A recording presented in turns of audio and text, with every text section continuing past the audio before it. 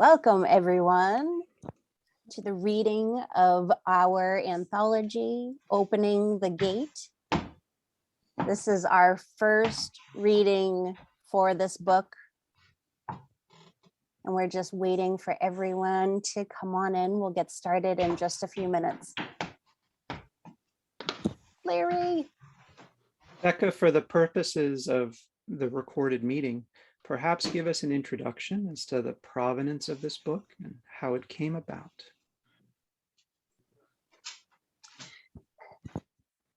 So this anthology began on a recommendation from my dad. From the writing salons that I do twice a week. My dad is a spectator of, and he was just amazed at the quality of work that people put out in just having written for 40 minutes, and how they create something. They take the prompt that I offer and they create something all their own. And the writing itself, the magnitude of it is just so glorious, and the spectrum is so wide of what people from the prompt offer. It just is amazing. So my dad, of course, harassed me, and he said, the world needs to read these. And I'm like, yes, I know, but I don't know how to do it. So one of our attendees, Jan Barros, has the experience of self-publishing, and she was in on the editing and the helping arrange the publication of it. I edited it and gathered them in one place, and then we sent it off and published it. And it was a lot of fun. It was a lot of work, but actually it didn't take us all that long to really get it out. So we got it out, and I invited, I think, everyone or anyone that had ever taken one of the salons, and we ended up with, I believe, 22 writers in this anthology. Yeah, Ember just asked if there's going to be a Kindle version, and I think it's been 3 days. I sent to our connection, the one that formatted it, this anthology. I asked her how we can do that, because I'm not quite sure, and I asked how to get it onto Ingram's and other places that really push out the books. So that is how this was born.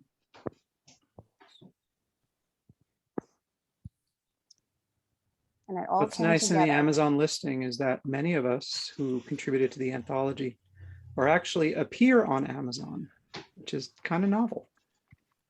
Our name actually appears in the listing of the anthology, in the description. Yes, and that was very important to us, because there was Margie, the woman that formatted this, could put only so many, and I was like, just list everybody. So I think she listed everybody on there. Greetings, everyone. Just so you know, this is being recorded, so we can share it afterward.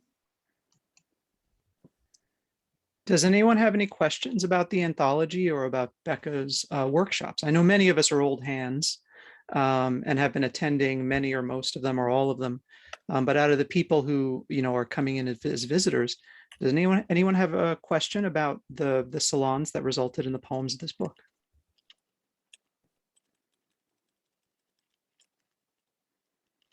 And that's okay if you don't. I think Becca did a great job describing it.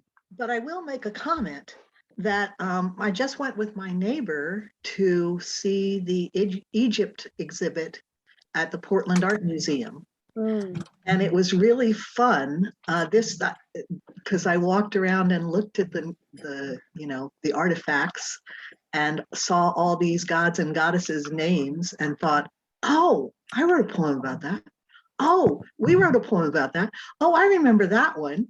So it was very cool Yeah. to look at Sept Hup and all of those guys. Next year we'll go to Greece. Hey, let's do it. Field trips are next on the agenda. Welcome to Kate Ristow. Yay, Kate. Hi, happy Sunday and happy publishing. Yay. It looks great. Thank you. And the picture on the cover was one of Jan's photography friends that offered this picture to us for the book at no charge to him. So it was really, really exciting. And for the purposes of recording, Becca, could you tell us where the proceeds from sales of this book go to? Yes, all the proceeds will be going to Right Around Portland. So if you purchase it directly from Amazon, they will send me the money from that purchase and I just forward it on to Right Around Portland. I do have extras in my possession if you would rather not go through Amazon. I don't have too many, but I definitely have a good little box full. So just send me a message either here or to my email. We can figure out how to get that to you. Here is my email.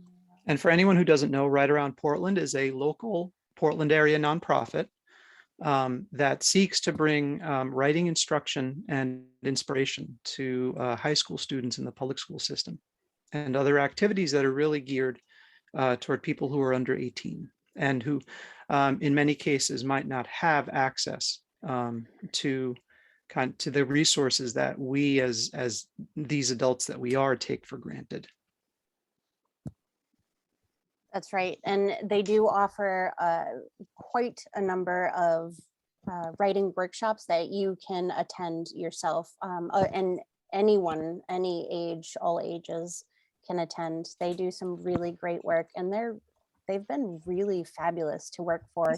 I mean, even the first little mention that I had sent their way about the thought of publishing this and to give them the proceeds, they just sounded so excited in their note back to me, and they said that they would promote it and they were all for it. And really, I mean, because this is so localized to us, I didn't think there would be a whole heck of a lot of money. You know, I didn't think that it would make us rich. That's not what we were going for, you know.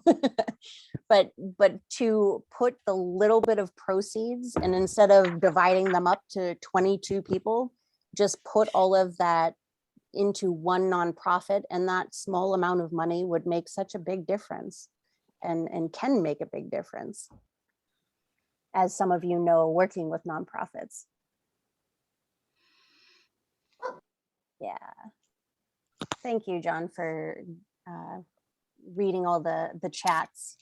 I invite everyone to write questions or cheer people on or quote what lines that you loved from the readings into the chat. Of course, I'll give time after each reader to really make some noise because I really want to support these talented people. They just blow me away. Wow. Oh, thanks, John. All right. Well, I guess we can get started here. So the first reader, I'm going to read Devin Burris's poem, Misapprehension. This is from our Ganesha prompt. And So if you have the book, Mhm. please reference page 109. Sorry about that, Becca. That's great. Page 109, misapprehension. Ganesha, I recognize you now. I've been calling you amygdala, that portal in my brain that knocks me into fleeing or locks me in my fear. You fist me into contraction when I'm feeling overwhelmed by what I see, dissonance between reality and me. I hold my breath as you dissolve me. I have called you dissociation, my sweet protector. You made a hideaway for me, a safety of not knowing until I felt safe enough to remember who I am. I'm not a normal mouse, for I've grown as shadows do in your light, without thought or logic. I'm strong enough to carry your hugeness when I sense the now and true.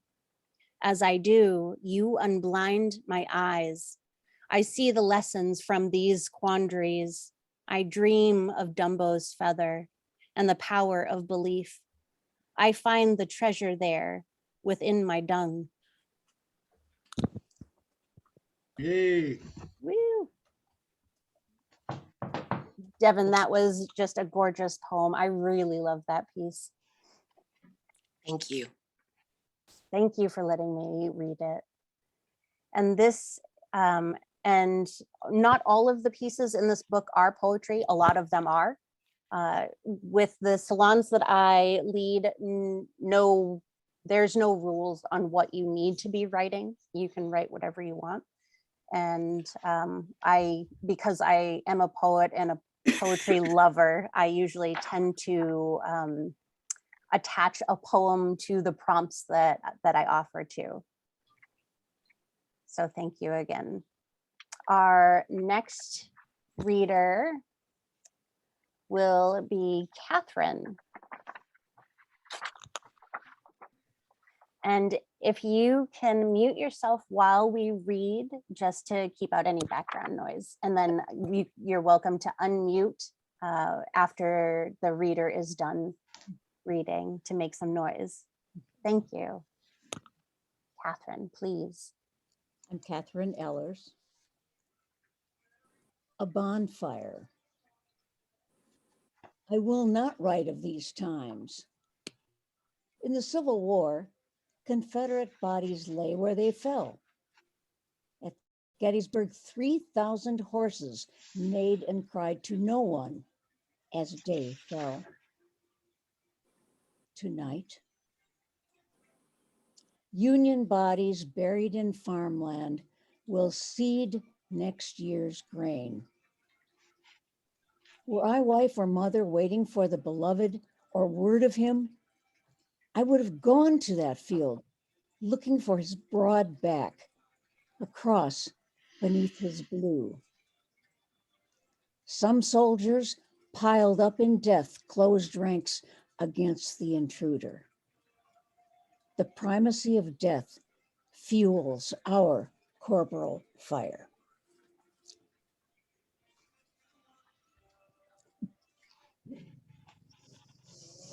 Yes, thank you for that.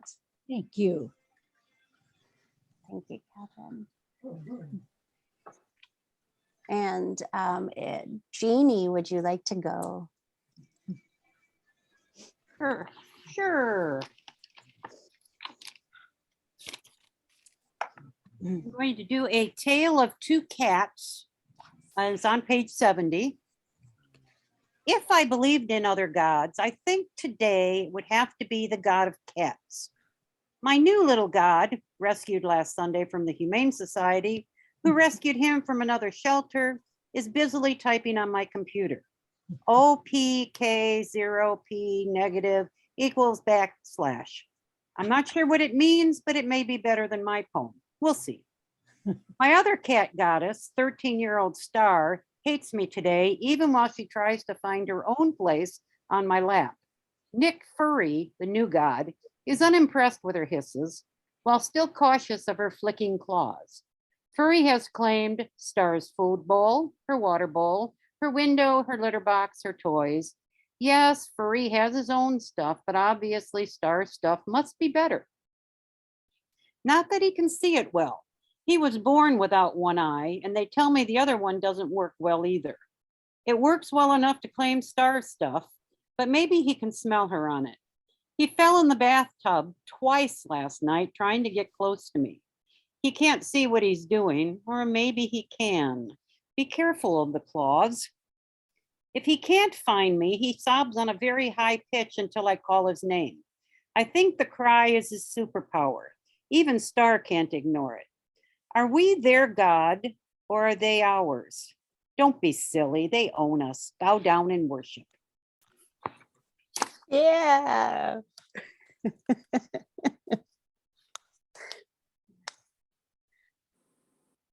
I would say I love that piece, and I really do. I'm gonna say that about all of these. It's so great. That was so much fun. Thank you, Jeannie. Our next reader will be Bethany. Yeah. Take it away. Thank you. I think one of the things I really appreciate about a writing practice is that then later, when you need the wisdom that you found a way to put down on paper, it's there for you from your very own soul. So this is a piece that I need again today, and I thought I'd share it with you in case you need it as well. It's called Still. I have held death in my arms, stumbled, am learning to walk, carrying it side by side with beauty. I don't think I have wanted to admit they are not just companions, but fused, conjoined, not packaged together, but collaborators, inseparable. You cannot collect only the joy, or you will buckle under at the weight you will not own. You will feel beside yourself, and it will be true, for you will have thrust from your chest the very thing which binds us together, that which makes and keeps us human. Find within the still place, no matter how small it seems. Reach your arms around it and you will find it widening. There is room here, always, to embrace all that is lost, everything we will ever hold. The late summer rain has just begun to fall, ends as quickly as it came, leaving me and the soil gasping for more. Every day, an everyday beat on the drum of life sustains the dance of love and loss and lament and loss and lament and loss and love. Yeah. Yes, I love you. that sounds like a poem we could use every day. Thank you so much.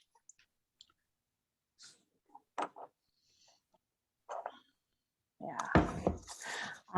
And our next reader will be Ember. Please. Thanks. This is fill in the blanks. I let the pencil press against the page, follow the numbered points, searching for that moment it clicks, and lo, an image from the chaos of dots. We are like this, you know, emergent, a property of connections wired right. We are something beyond the snarl of it, beyond the knots and knobs of machinery, a nuance of neurons and, more, a synergy of synapses, highways of perception and connection between this dot and the next. I remember that scene in the movie, cut the red wire or the black, and one way or another, everything changes. We're not like that. Is it a blessing or a curse, our resiliency? Snip this wire and the image remains, a crash on the highway, and we reroute until the moment you try to drive to a forgotten place and see instead the blankness of loss. Error 404, smile not found. Our minds are so wonderfully, woefully good at completing the picture, half drawn. We deceive ourselves, denial or hope, or some amalgam of both prevents the knowing, the seeing, that's all that's left is dots. A memory, a memory, but nothing of the person who lies between. No way to move from one to the next, an agonizing erasure of the self. Some days I found the trick to it, and a smile of recognition or the strain of a song would wisp across weary lips. But you left long before your final breath. I pray that you are not a harbinger of my own frailty. I pray for a clinging clarity, and I pray every time I miss an exit, every time I misspeak a name, every time I lose my keys. That's all it is, and not the first brush of an eraser on my mind. Yes. So poignant. I hope each reader gets to read all the love in the chat too. It's great.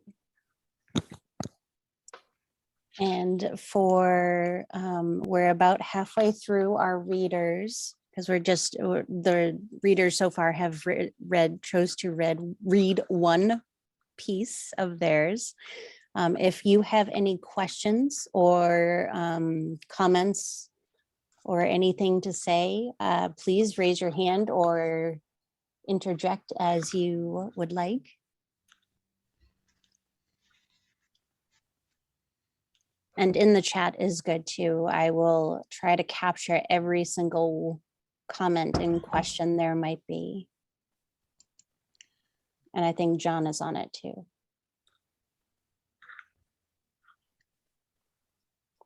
Thank you everyone for your attention and for the love in the chat and for your attendance here in the new year, 2022. Don't forget to write 2022.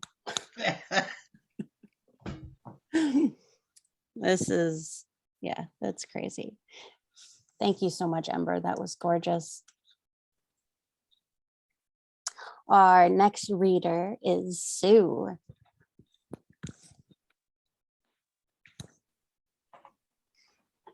Okay, I want to say that Becca's workshops send me to places I don't normally go in my poetry. And so it's always different. And that's a blessing. I'm going to read Grim Reaper. Death is coming. I know I'm nearing the front of the line. It used to seem so long, but now I can feel my years loosening. The tightly wound ligaments giving way to like the glue that holds the legs of an antique chair if I rest my weight too carelessly. I count the whitening strands of my hair, feel the sludge that slows my blood, that squeezes my insides, testing. Is today the day I'm fully ripe? Mustn't wait too long, lest I follow the tomato gone moldy and oozing into the reeking compost bin, or the garter snake freshly dead, red stripes sharp and straight, then torn, swarming with maggots, now a ragged scrap buried in the dirt. The man in black with vacant eyes, pictured with the half-moon scythe, is merely God's breath, a touch like the wind that plays the patio chimes, the breeze that cools my sunburned cheeks. When my spirit is strong enough to rise without these ligaments and bones, he'll set me free and take me home. But I still smell of the fresh green vine, feel seeds of new growth deep within. The line is slow. I've still got time to walk where I have not yet been. Thank you. That was fantastic. Thank you. And like Bethany had said before, you can take your pieces and reread them and revisit that. And the sunburn on the cheeks just sent me back to summertime. I could feel it. Yes. That would be nice right now. I got snowburn. Yeah, right. Like, thank you so much for reading. And the next reader I have is Elise. Please.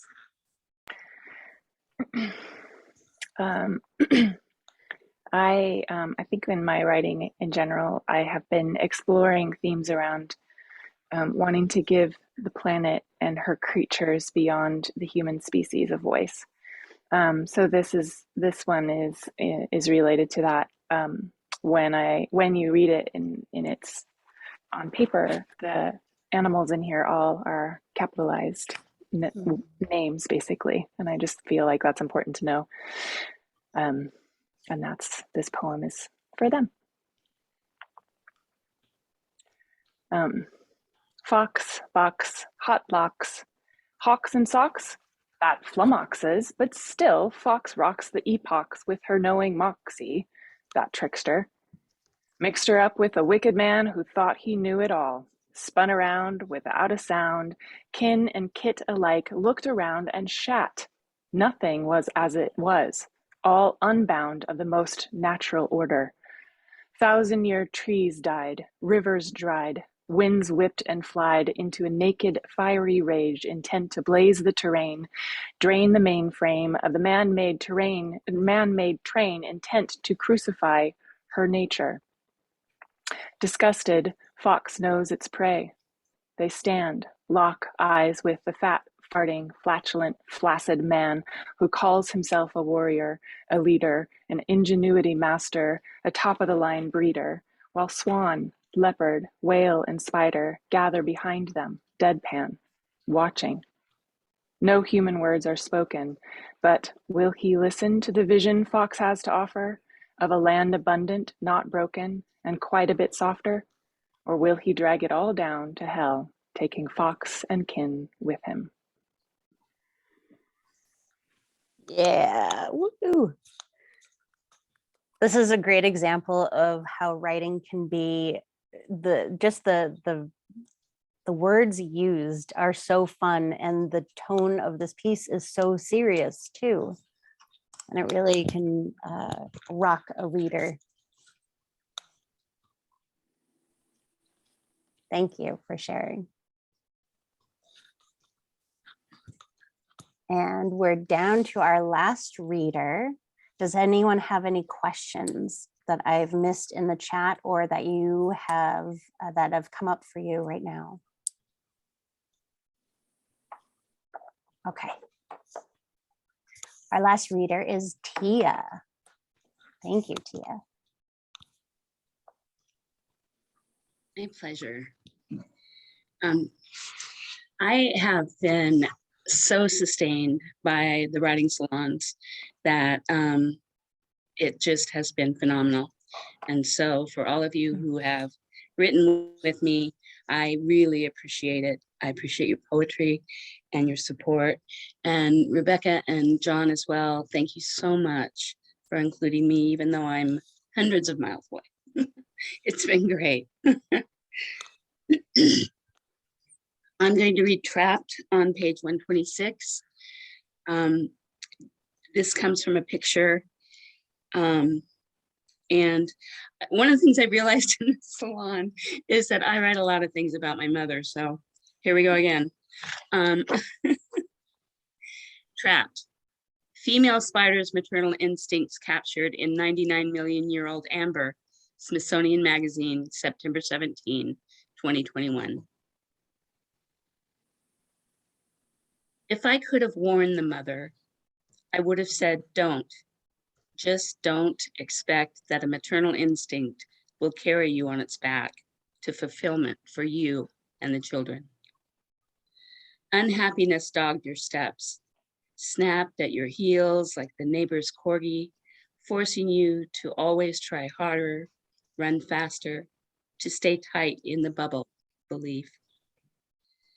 What you should have been is not what you became, and you knew in the day-to-day living that would never become reality, would never become celebrated as you reached your time of rest. Your anger became the danger we had to shelter against. The memories hardened like amber, trapping us moving away, not toward, hardened us eventually not to look back and see the silent pleading for us to give you what was not there within yourself. Yes. I love those last couple lines. It feels like a revelation in that piece. This has gone very quickly with no questions or comments. We can welcome other people to read if everyone's wanting to stay. I will not judge if you need to go. Please feel welcome. Becca, would you be amenable to having people who've read perhaps read a second poem as well? And if so, I would encourage folks to enter their interest into the chat. Who wants to go a second time? Or a first time. Or a first time who has not already read? Cindy? Cindy. Yeah.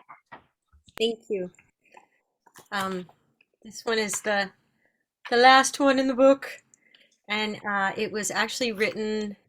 The prompt, I believe, was about was geological in nature, but the other impetus was it was after the Zoom memorial service for a friend who had died of COVID. So this is in memory of Michael Bergson, and it's called Malachite Veined in Gold. His soul was malachite veined in gold, and at his send-off the church bells tolled the years he trod across the ground, painting his sacred colors in sound. 81 shivering brassy clangs, jangling, boisterous, boldly rang, a loud, long song, a joyful noise, and then silence. We are spirits crushed from precious gems, sound and light, grains of sand, anointing the earth with trembling hands, sifting ourselves to the center throne of this singular, beautiful, twining delusion. And then it's done. Take these holy crayons, child, to sing your world in spiraling dances and rainbow swirls. Let the watchers fade to gray, their comments and judgments dropping away. Nothing gold or human will stay beyond today. And when your pealing song is gone, swept like sorrows from polished stones, I will bear the body that cradles your bones down to the river to send you home, never alone. Yes. And I love that piece for the last one of the book, that we are not leaving anyone alone.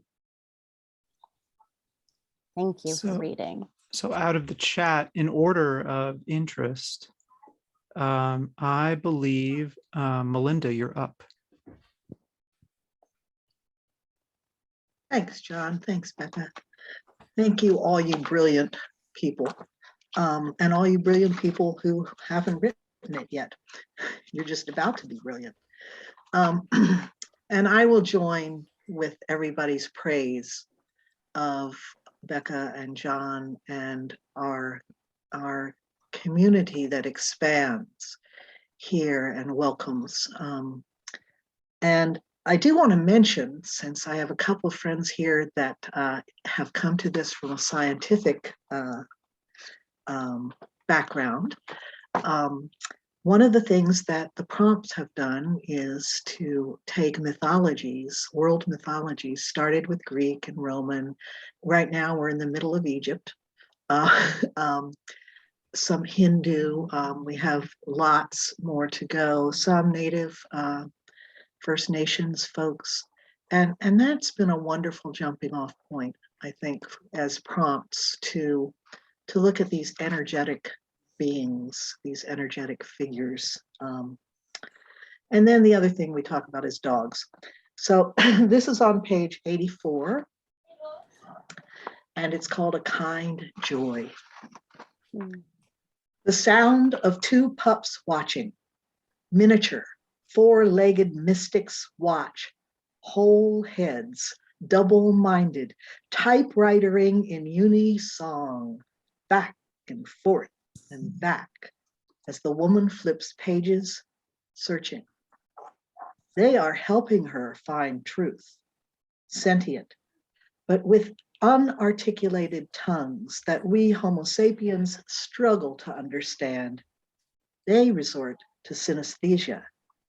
It's all in the eyes, they mime, then look into ours, trying to tell if we get it. They cavort in spectrums while we silo senses one by one and only count them up to 5. Canines have eyes as sharp as enlightenment, insight with permeable edges, as precise partners in a pas de deux, anticipating our ever-changing steps. Dogs know the stuff of the universe. They smell it in their dreams. They taste it on tree trunks and corner plugs. I'd give my eye teeth for that kind of canine. And they know the answers. They know the answers. And so they carry the stick for the common joy of bringing it back and laying it at our feet. Yeah. I think that captures the dog's joyous love in their mind so well.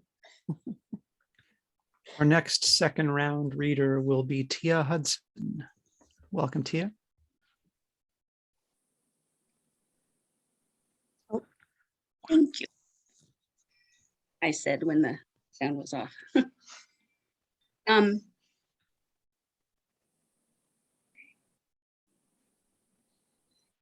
By the way, Melinda, the dog moved while you were reading and looked at me like, Freckles, are you talking about me?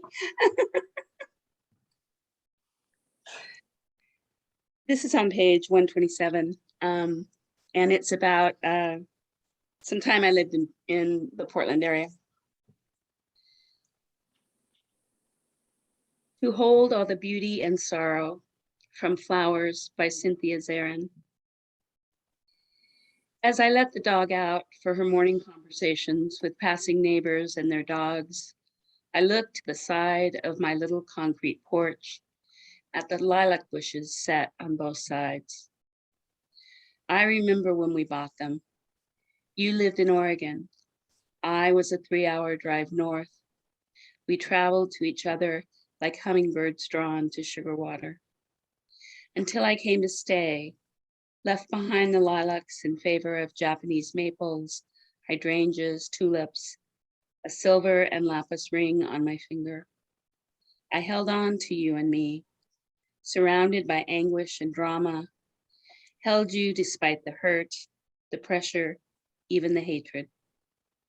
Until you decided for us, marriage was not what you wanted, and I returned 3 hours north. Learned to survive the deep pain, surprised at the heart lift of relief. I am 15 years back with the lilacs, still connected to you, your children, by a slender thread of history, echoes of the life we shared. Each year the lilacs bloom.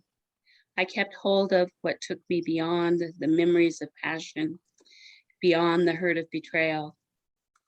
Gratitude leaves me dancing with the dog among the lilacs. Beautiful. Thank you. Thank you, Tia. Our next second round reader will be Sulik.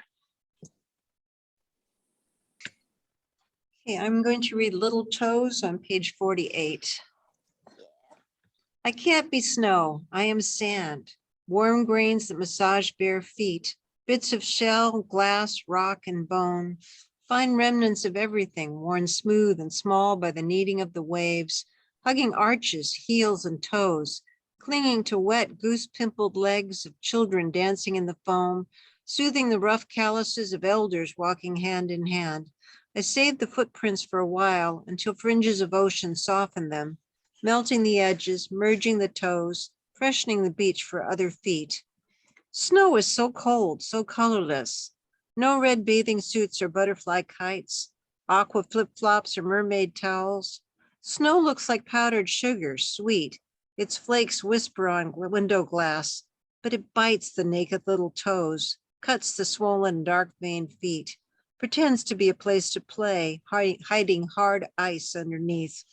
Sometimes it snows on winter sand, a layer of white above the tan. But snow is only frozen rain. Like all the rest, I soak it in. And we had snow on the beach last week. Thank you. That must have looked so amazingly beautiful. It's gorgeous. Thank you so much for reading again. Thank you. Our next second round reader is Elise Lorimer. There's a bit of a theme happening with these second rounds because mine includes a dog and snow. Yeah. I am really grateful to have been able to be a part of this experience for the last, I guess, year plus ish. During COVID, it was just such a joy to be able to show up with everybody and just simply write without thinking about anything else. So just wanted to put that out there. Tracking with Artemis. Do you know this feeling of walking out onto virgin white snow in that pause after a woolly winter storm? Before the warmth of a bright sun and the urgent touch of a rowdy humanity wipes away the unadulterated reception, there is an eternal, cosmic, moonlit message from the gods and goddesses. Slow down, slumber on, and listen deep. Shh. She motions to her furry four-legged companion, who sniffs the air, sensitive and intent to grasp what she's getting on about.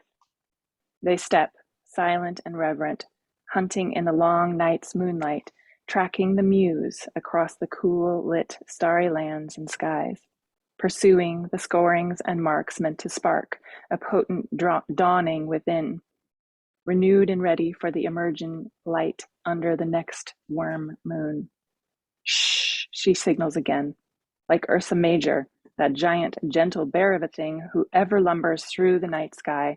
She motions for you to place your precious paw prints on the snow and follow the sweet scent of potential wrapped in the quiet expanse of this whispered white.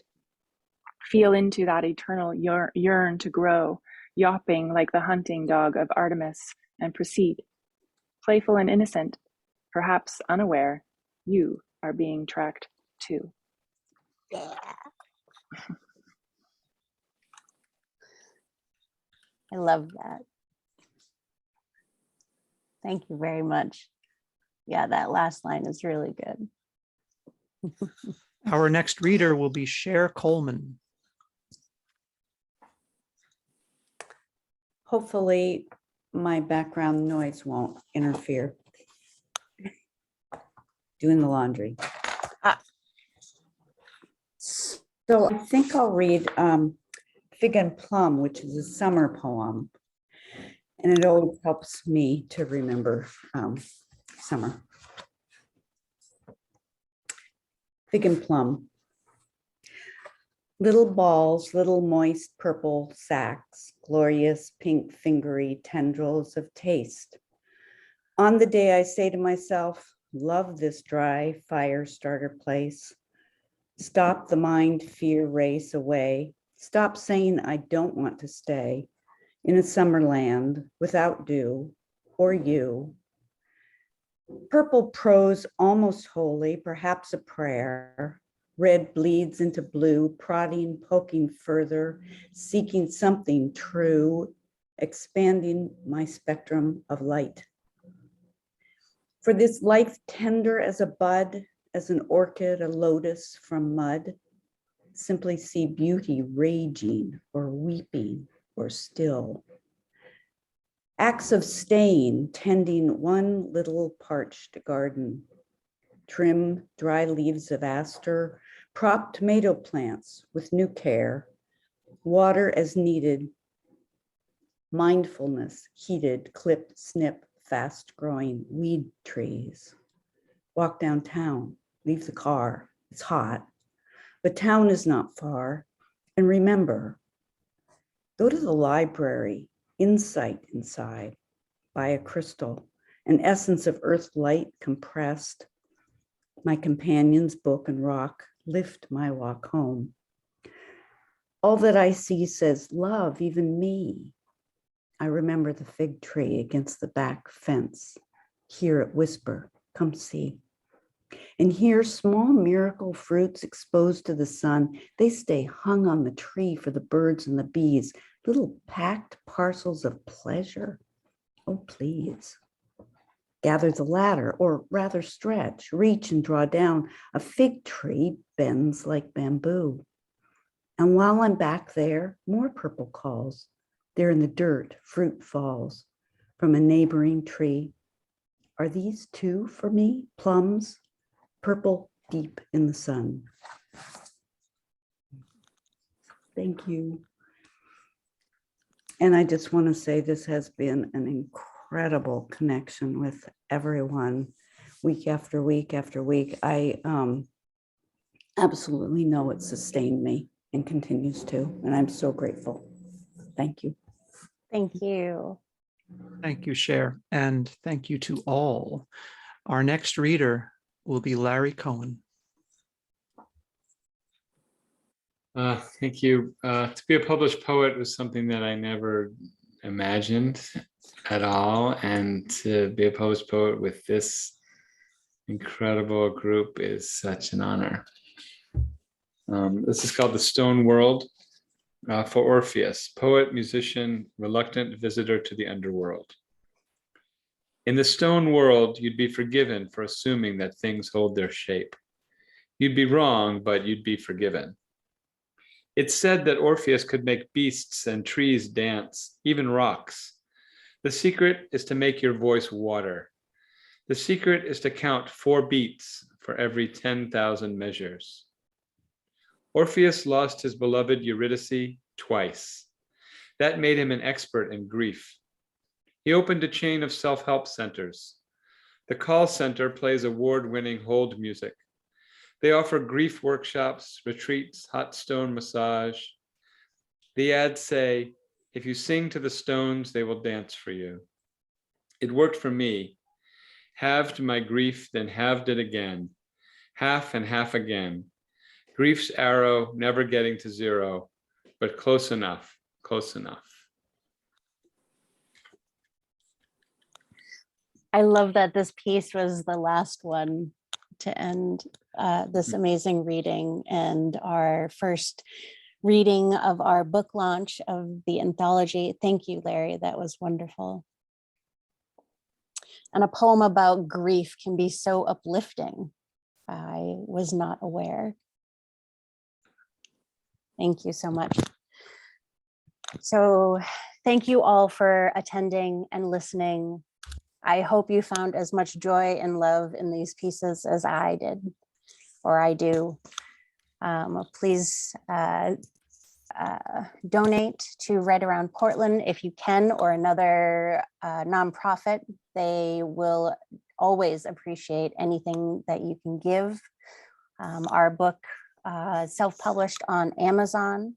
Otherwise, you can get a hold of me and we can definitely link up either in person or maybe a porch drop off, or I can send it in the mail too. Thank you so much. Later today, I have my Sunday evening writing salons. It is a multimedia writing prompt. This time I have a video and a poem to go with it. So come as you can. And on Tuesday morning, the next goddess that we will be doing is Nut, N-U-T, the Egyptian goddess Nut, goddess of sky. Becca, do you have a moment?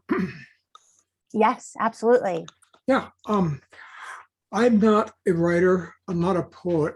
I'm here because I heard the most incredible poem written by Bethany Lee when she introduced and began the Music Association Thanatology Conference last October. I am a hospice and hospital therapeutic harper. All I can say